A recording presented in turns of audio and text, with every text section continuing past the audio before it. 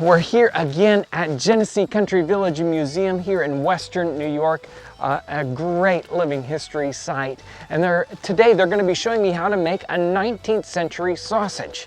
Thanks for joining us today on 18th Century Cooking. Hi, I'm here today with Marie Schultz, and she's going to show us how to make sausage. Where does this recipe or receipt come from? This receipt comes from Hannah Glasse. It's from her cookbook, Plain and Fancy. Okay. 1808, I think. Right. It's the right time period for it. Okay. It's a very simple, very basic receipt. Anybody can kind of do this one, and then you can, if you need to, add on to it. Right. My grandmother, well, actually I think it's my great-grandmother's receipt for it, sausage, and she adds a little bit more seasonings to it. Right, so the original one is plain, waiting for a little plain, embellishment. Exactly. This is the type that if you are in a log home like this, that you should be able to have everything. Okay, so, well, let's get started. What do we need? All right, well, the first thing we're going to need to make sausage is we have to have the casings. Okay. Now, we know these are hog casings. They were cleaned very, very well and then probably stored in salt. And because of that, we want to soak them. Right. And they'll get nice. So I have sage. She says very finely chopped. Okay. So I chopped as fine as I could. Right. Then we have, again, she says chopped pepper. Okay. Instead of ground pepper. So I took her for her word, and I actually most of the time just chop it up. And this way you're going to bite into some peppercorns, and that's going to give you some taste. It's got some bite to it, yeah. Exactly. And then, of course, you can't have sausage without salt. Right. So we have salt ready for it. Now, the next thing we're going to do here is we're going to chop up our meat. I'm using pork. You could use beef, but pork is just when I think of beef, think of sausage, I think of pork. Okay. So we're looking specifically for very lean cuts, or? We want some fat in it. In fact, if it's not enough fat, you might want to put some suet into it. All right. And this one here, we did add a little bit of suet. Okay. And we are going to take everything we've done, and I've got about around 3 pounds. This is what Hannah's receipt is calling for. It's about 3 pounds. Okay. So we'll put that all in there. So we want about 2 teaspoons of salt. Okay. We want about a teaspoon of pepper. In our 3 pounds, right? In our 3 pounds, yep. And then about 3 teaspoons. And this is sage. And this is sage. Okay. And was this fresh sage, or it was dried? This is fresh. Okay, fresh. Yeah, I can smell it. So yeah, this was fresh chopped this morning. Okay, we just chopped it up as fine as we could. All right, now the thing is going to be to mix it. Okay. Am I going to do all the work? Are you going to help me? I don't know. I don't have an apron or anything. All right, I guess I have to do all the work. All right. Now we've got it mixed up pretty good here.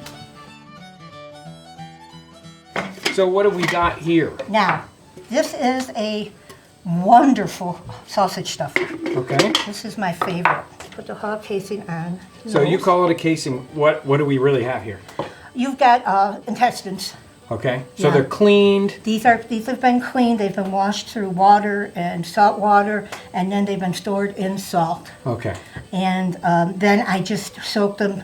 You can soak them overnight. You can just soak them for a few hours.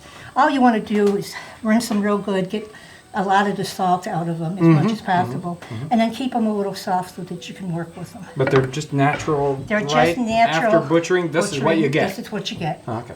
Yep. So what are you trying to do with this end? All I'm trying to do is just open it up now. Okay. So that we can open up the casings. You're going to hold this like this for me. Okay.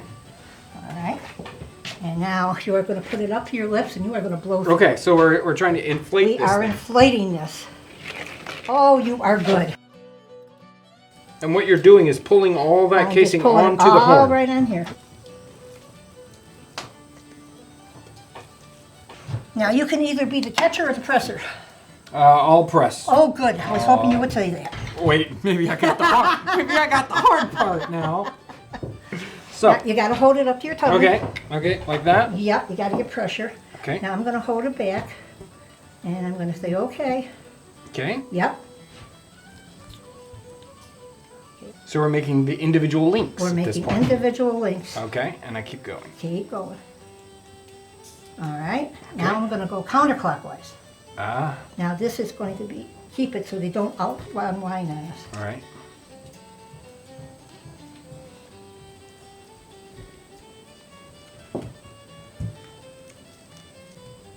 I think I'm almost out. Okay. Roll that one up. Okay. All right, so now we have all of our sausage stuffed, and we're ready. Now Hannah says to fry it. Okay. So She this also isn't says- aged. This isn't an aged No. sausage. This is You use could it hang ready. it and you could smoke it. Okay. There'd be no reason why you couldn't probably smoke it. But this is a little bit more like a summer sausage, or not a summer sausage, I'm sorry. A breakfast sausage. Yeah, it's a little bit more like that. She also says if you can't stuff it, you don't have any casings, then just roll them up. Okay. So we just fry these up there. That's all it takes? Well, that's what Hannah says. Okay. Hannah says to just fry them. Okay. But I have read other receipts, and again, I'm going back to my grandmother. She always did them, I guess we want to call them, well, back then she would have said she's boiling them up a little bit. Oh. I'm just going to take a little water. We could use beer. We could use cider, anything like that. Put them into that, put a lid on them, and let them cook, let the water cook down. So kind of basically pre-cook them in a liquid. You're pre-cooking them, because, you know, you're always worried about pork, especially back then. And this way you were always sure that it was cooked through. Right, so you had it. And then after that, you come and fry them. Exactly. So these have already been fried up. They look wonderful. They smell wonderful. Good. I suppose we should try them out. I think we should. Okay. You take that one, I'll take this one. That was amazing, wonderful That's very good. breakfast sausage, just like I would expect.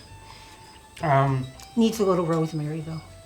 This held together very nicely because of the casing. It doesn't fall apart on you. Exactly. So these are excellent, wonderful. So thank you so much for all this amazing information. And really, I want to encourage anybody, if you're in this area or you're traveling through this area, to make sure to come and visit Genesee Country Village and Museum. It's an excellent living history site and so much fun. So many amazing buildings and people who work here. So if you get a chance, make sure to come by. And I want to thank you for coming along as we explore these amazing flavors and techniques, all from the 18th and early 19th century.